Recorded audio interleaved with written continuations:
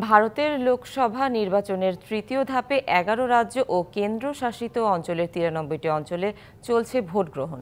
2019 সালের লোকসভা নির্বাচনে এই 93 আসনের 71টিতেই জয়ী হয়েছিল বিজেপি। কংগ্রেস পেয়েছিল মাত্র 4টি আসন। এই ধাপে ভোট হচ্ছে বিজেপির 3 ঘাঁটি গুজরাট, উত্তরপ্রদেশ ও মধ্যপ্রদেশ। বিজেপির দুর্গে নিজেদের জায়গা করে নিতে বেশ বেগ পেতে হবে কংগ্রেসকে। লোকসভা নির্বাচনের তৃতীয় ধাপের ভোট হচ্ছে আসামের 4, বিহারের 5, ছত্তিশগড়ের 7, গুজরাটের 25, কর্ণাটকের 14, মধ্যপ্রদেশের 9, মহারাষ্ট্রের 11, উত্তরপ্রদেশের 10, পশ্চিমবঙ্গের 4, গোয়ার 2, দাদরা ও নগর হাভেলি এবং দামান ও দিউর আরও 2টি আসনে। সুরাট আসনে আগেই বিনা প্রতিদ্বন্দ্বিতায় জয়ী হয়েছে বিজেপির প্রার্থী। এই দফায়ও প্রতিদ্বন্দ্বিতা করছেন হাই প্রোফাইল প্রার্থীরা।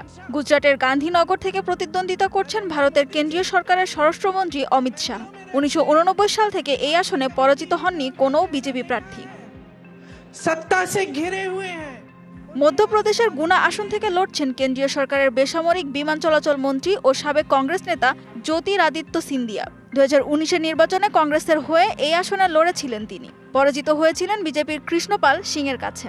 উত্তরপ্রদেশের মাইনপুরি থেকে নির্বাচন করছেন সমাজবাদী পার্টির নেতা অখিলেশ যাদবের স্ত্রী ডিম্পল যাদব। মহারাষ্ট্রের সাবেক মুখ্যমন্ত্রী শরদ পাওয়ারের মেয়ে 3 বারের এমপি সুপ্রিয়া সুলে প্রতিদ্বন্দ্বিতা করছেন পারিবারিক ঘাঁটি হিসেবে পরিচিত বারামাতিতে। এই আসনে হচ্ছে পারিবারিক লড়াই। সুপ্রিয়া সুলের সাথে প্রতিদ্বন্দ্বিতা করছেন শরদ পাওয়ারের ভাইপো অজিত পাওয়ারের স্ত্রী সুনেত্রা পাওয়ার। এনডিএ জোটের শরিক দলগুলোর মধ্যে সবচেয়ে বেশি আসনে প্রার্থী দিয়েছে বিজেপি, আর বিরোধী ইন্ডিয়া জোটের সর্বোচ্চ প্রার্থী কংগ্রেসের 68টি আসনে। প্রথম 2 ধাপে ভোটার উপস্থিতি প্রত্যাশাজনক না হওয়ায় তৃতীয় ধাপের ভোটে ভোটারদের অংশগ্রহণ গুরুত্বপূর্ণ একটি বিষয় হিসেবে বিবেচিত হতে যাচ্ছে। সানজিদা ইসলাম তন্নি, ডিবিসি নিউজ ডেস্ক।